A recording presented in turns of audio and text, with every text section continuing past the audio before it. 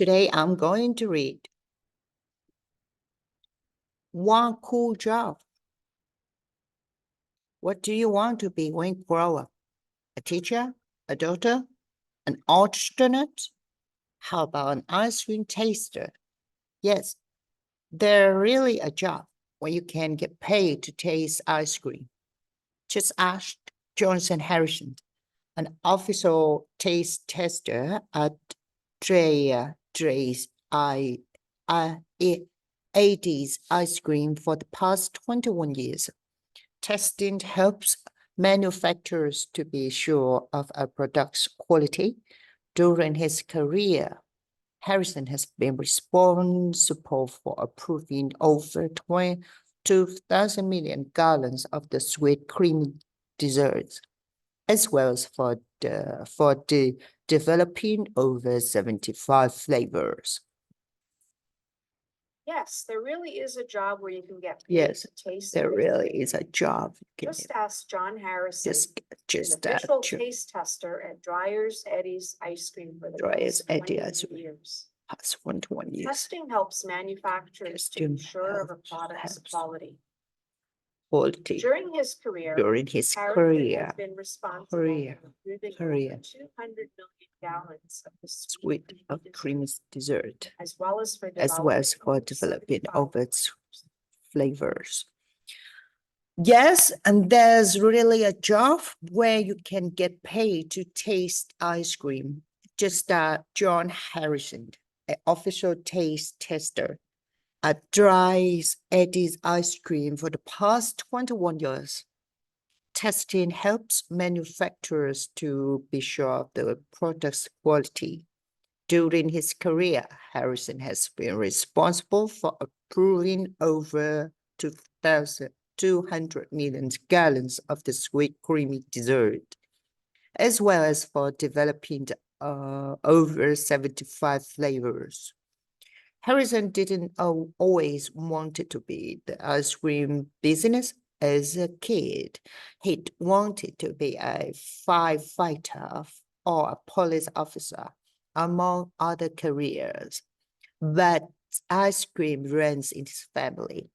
It's more like I fell into a bag of ice cream, he said, chuckling. For generations of Harrisons have been in ice cream. His great-grandfather owned two ice cream shops in New York City in the 1880s. His father owned a dairy ingredients factory in Georgia, and his uncle owned an ice cream factory in Tennessee. At his uncle's factory, he tasted and ate his way through high school and college as he learned how to make ice cream. A day in that dessert. Some people think it would be easy to do the job. After all, you just have to like ice cream, right? No, there's more to the job than that, says Harrison, who has a degree in chemistry. He pointed out that dairy arc food science degree would be very useful to someone wanting a career in this cool field. In typical morning on the job, Harrison tastes and evaluates 60 ice cream samples, 3 each from 20 flavors batches produced in the previous day. He starts with vanilla and he tries stronger flavors like mild chocolate chip. Tasting with your eyes. Harrison also looked over the samples and graded each one on its appearance. Tasting begins with the eyes, he explained. He checks to see if the ice cream is attractive and asks himself, does the product have the color expected from that flavor? Next, it's time to taste with his good plated spoon, which he uses to avoid aftertaste plastic or wood can give. The taste of success Harrison swallows one bite of each new flavor to test the afterstate. At home and off duty, he eats whatever flavors he chooses. Vanilla is his favorite. He enjoys making oat ice creams and swirling goodies into it. We all kids when it comes to ice cream, he said.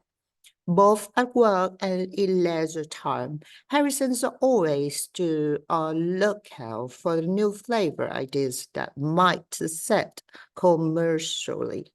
The most popular flavor he had developed so far is cookies and cream. Continuing to think of new ideas, try new flavors, and take sample from so many patches of ice cream each day keeps Harrison busy but happy. Work at cool job. So what does it mean, batches? A quality, low. Batch. I can read this word. Here. Batch. Low. Nhiều lô kem mỗi ngày. Okay, now I try to read again, and then I'll translate it into Vietnamese. What do you want to be when you grow up? A teacher, a doctor, an alternist? How about an ice cream taster? Yes, there really is a job where you can get paid to taste ice cream. Just got John Harrison, an official tester at Dry Getty Ice Cream for the past 20 years. Testing helps manufacturers to be sure of a product's quality. During his career, Harrison has been responsible for approving over 200 million gallons of sweet creamy dessert, as well as for developing over 75 flavors. So now I'm translate. Bạn sẽ làm gì khi mà mình lớn lên? Thì giáo viên nè, bác sĩ hay nhà du hành vũ trụ. Thì thế trở thành một cái người nếm kem thì sao? Đúng rồi. Nó thực sự là một cái công việc mà mình sẽ được trả tiền khi mình nếm kem đó. Harrison là một cái người nếm kem tại Eddie, công ty kem Eddie trong 21 năm vừa qua. Thì cái việc kiểm tra kem thì nó giúp cho cái nhà phân phối chắc về cái sản phẩm của mình, về chất lượng sản phẩm của mình. Trong suốt quá trình trong cái công việc của mình thì cái ông Harrison này ông có trách nhiệm về việc cái đảm bảo cho hơn 200.000 kiểu gallon, 200.000 gallons. How can I translate to Vietnamese? Million gallons. Can 200.000 can kem, cũng như là cái việc phát triển 75 hương vị. Harrison didn't always want it to be ice cream business. As a kid, he wanted to be a fighter or police officer, among other careers. Thật ra là Harrison không có bao giờ muốn trở thành một cái người trong cái lĩnh vực kem này. Khi còn nhỏ thì ông ta muốn trở thành như là một cái cứu hỏa, hoặc là một cảnh sát, hoặc là những cái nghề khác. But ice cream runs in his family. It's well like I fell into a batch of ice cream, he says, chuckling. Four generations of Harrisons have been in ice cream. His great-grandfather owned 2 ice cream shops in New York City in 1880s. His father owned a dairy ingredients factory in Georgia, and his uncle owned an ice cream factory in Tennessee. At his uncle's factory, he tasted and ate his way through high school and college as he learned how to make ice cream. Make ice cream. Nhưng mà vì kem á, truyền thống gia đình của ông ta là làm kem. Và ổng như là ổng yêu kem, fell into a batch of ice cream. Và từ đó là ổng thích kem. Ổng nói chuckling. But ice cream runs in his family. Ice cream runs in his family. It was like I fell into a batch of ice cream, he says. Khúc khích nói. 4 generations of Harrisons have been in ice cream. In ice cream. His great-grandfather His great-grandfather owned 2 ice cream shops in New York City. His father owned a dairy ingredients factory in Georgia. And his uncle owned an ice cream His factory uncle in owned Tennessee. At his uncle's factory, he tasted and ate his work. How to make ice cream. Okay.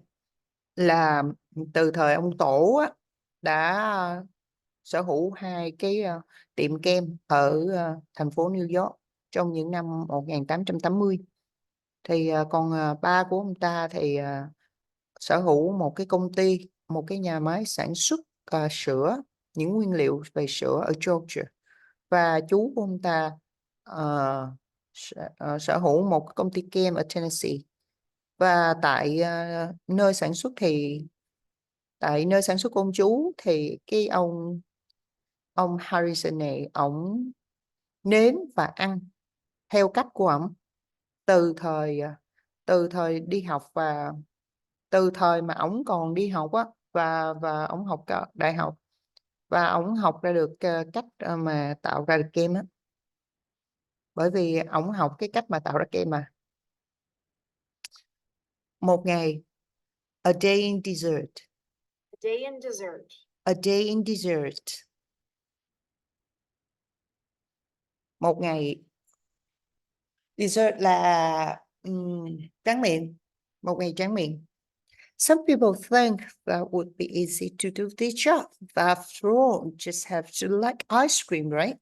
No, there's more to the job than that, says Harrison, who has a degree in chemistry. Nhiều người nghĩ là công việc này rất là dễ, nhưng mà sau cùng á thì mình chỉ cần thích ăn kem thôi, phải không? Không, công việc đòi hỏi nhiều hơn thế. Được nói, Harrison nói, và người đã có một cái bằng về hóa học. Đấy, không phải là một cái công việc nào cũng rất là dễ. Việc nếm kem cũng vậy, ai cũng nói là dễ, nhưng mà thật ra nó rất là nhiều thứ. Và he points out at the diary of food science degrees would be very useful to someone wanting to career in this cool field. Ông ấy chỉ ra rằng cái việc những cái bằng cái bằng liên quan tới thực phẩm, hoặc những cái bằng liên quan tới thực phẩm thì nó sẽ rất là hữu dụng cho những người mà muốn trở thành những cái công việc tương tự như vậy. A typical morning on the job, Harrison tasted and evaluated.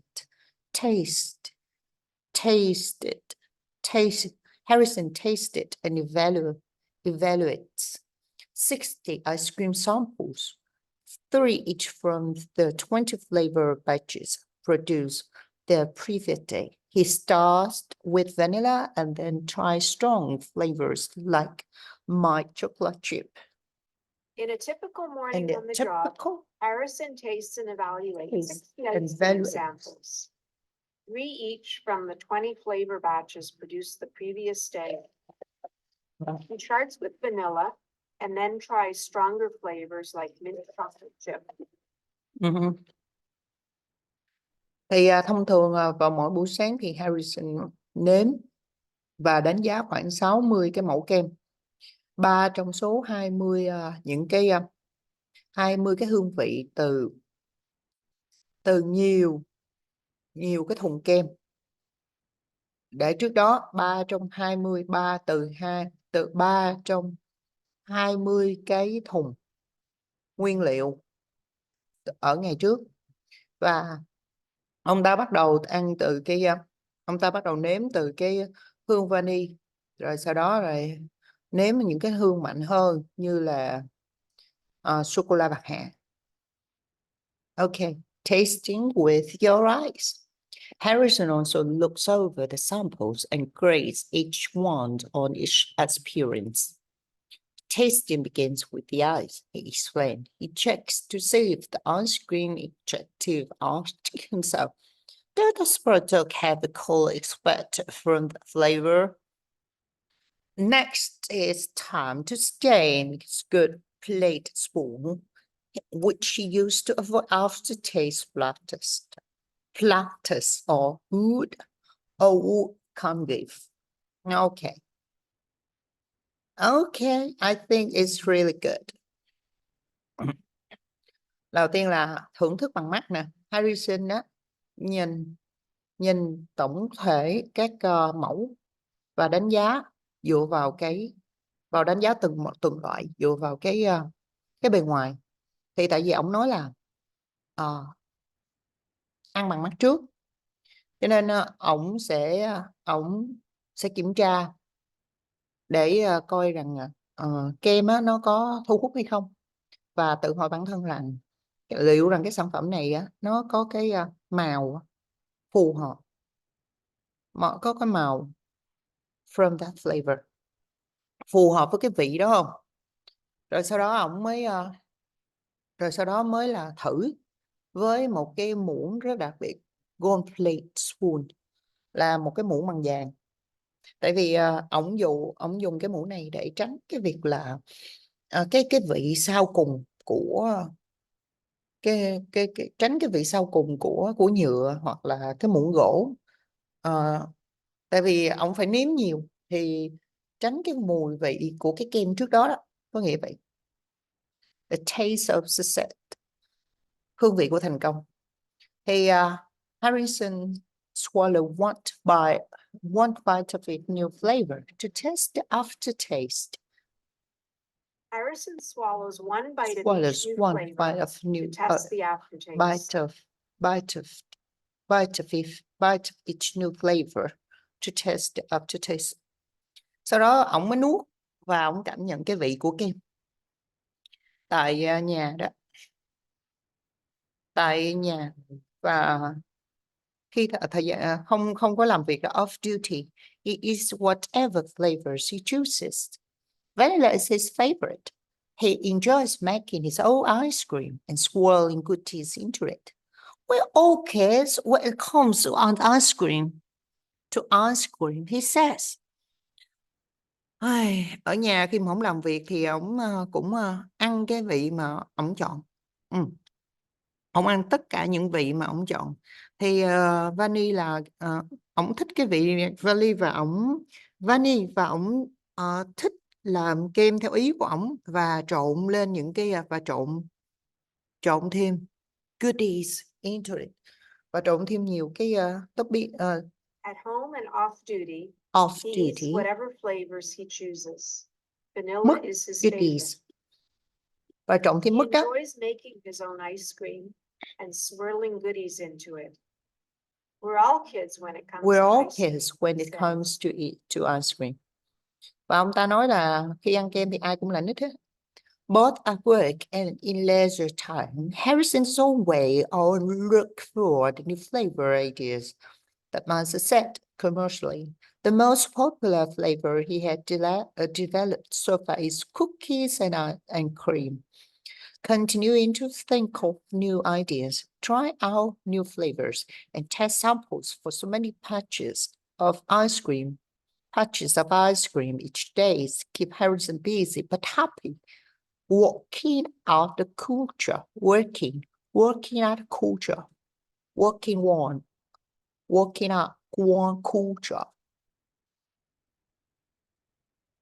Kể cả cái đi làm hay là ở nhà, Harrison thì luôn tìm ra kiếm một cái hương vị mới, ý tưởng cho một cái hương vị mới mà nó sẽ thành công. Thì cái hương vị mà ổng phát triển mà còn bây mà nó nổi tiếng tới bây giờ đó, chính là cái hương vị là kem và bánh bánh quy á, cái vị kem và bánh quy. Thì cứ tiếp tục phát triển nhiều cái ý tưởng, và việc tiếp tục phát triển nhiều ý tưởng và thử nhiều cái hương vị, và cái việc là kiểm tra sản phẩm từ nhiều cái hãng kem, nhiều cái thùng kem, nhiều thùng kem mỗi ngày thì làm cho Harrison bận nhưng mà vui, tại vì ông làm ở một cái công việc cool job quá là đã, tại vì ông làm một việc quá đã. Okay, really good. Today I read the one cool job. Goodbye and see you next time.